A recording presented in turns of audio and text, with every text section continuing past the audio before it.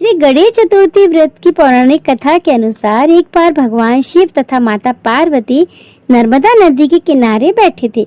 वहां माता पार्वती ने भगवान शिव से समय व्यतीत करने के लिए चौपड़ खेलने को कहा।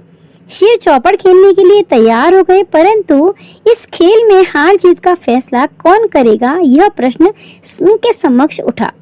तो भगवान शिव ने कुछ तिनके एकत्रित कर उसका एक पुतला बनाकर उसकी प्राण प्रतिष्ठा कर दी और पुतले से कहा, बेटा हम चौपड़ खेलना चाहते हैं, हमारी हार जीत का फैसला करने वाला कोई नहीं है, इसीलिए तुम बताना हम दोनों में से कौन हारा और कौन जीता। के बाद शिव और माता पार्वती का चौपड़ खेल शुरू हो गया।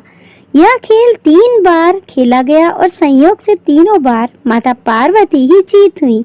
खेल समाप्त होने के बाद बालक से हार जीत का फैसला करने के लिए कहा गया, तो उस बालक ने महादेव को विजयी बताया।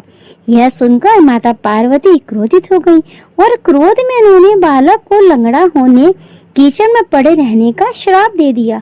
बालक ने माता पार्वती से माफी मांगी और कहा कि यह मुझसे अज्ञातवश ऐसा हुआ है, मैंने किसी द्वेष भाव से ऐसा नहीं किया। बालक द्वारा क्षमा मांगने पर माता ने कहा, यहाँ गणेश पूजन के लिए नाग कन्याएं आएंगी, उनके कहे अनुसार तुम गणेश व्रत करो, ऐसा करने से तुम मुझे प्राप्त करोगे। यह कहकर माता पार्वती शिव के साथ कैलाश पर चली गई। 1 वर्ष बाद उस स्थान पर नाग कन्याएं आई। तब नाग कन्याओं ने श्री गणेश के व्रत की विधि मालूम करने पर उस बालक ने 21 दिन लगातार गणेश जी का व्रत किया। उसकी श्रद्धा से गणेश जी प्रसन्न हुए।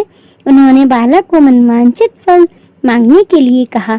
उस पर उस बालक ने कहा, हे विनायक, मुझ में इतनी शक्ति दीजिए कि मैं अपने पैरों से चलकर अपने माता पिता के साथ कैलाश पर्वत पर पहुंच सकूं। और वे यह देख प्रसन्न हो गए। तब बालक को वरदान देकर श्री गणेश अंतर्ध्यान हो गए। इसके बाद वह बालक कैलाश पर्वत पर पहुंच गया और कैलाश पर्वत पहुंचने की अपनी कथा उसने भगवान शिव को सुनाई।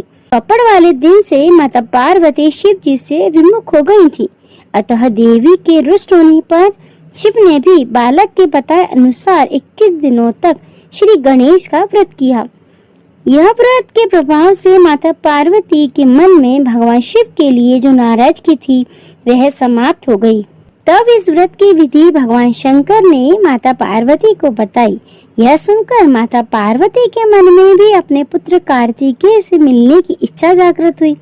तब माता पार्वती ने भी 21 दिन तक श्री गणेश जी का यह व्रत किया तथा दूर्वा फूल और लड्डुओं से गणेश जी का पूजन अर्चन किया। व्रत के 21वें दिन कार्तिकेय स्वयं माता पार्वती जी से आ मिले। उस दिन से श्री गणेश चतुर्थी का यह व्रत समस्त मनोकामनाओं की पूर्ति करने वाला व्रत माना जाता है। इस व्रत को करने से मनुष्य के सारे कष्ट दूर होकर मनुष्य को समस्त सुख सुविधाएं प्राप्त होती हैं। बोलिए गजानन महाराज की जय हो। उम्मीद है आपको ये गणपति जी की नई कहानी पसंद आई होगी। इस तरह से नई नई कहानियां सुनने के लिए मेरे साथ जुड़े रहें। जय गणेश देवा।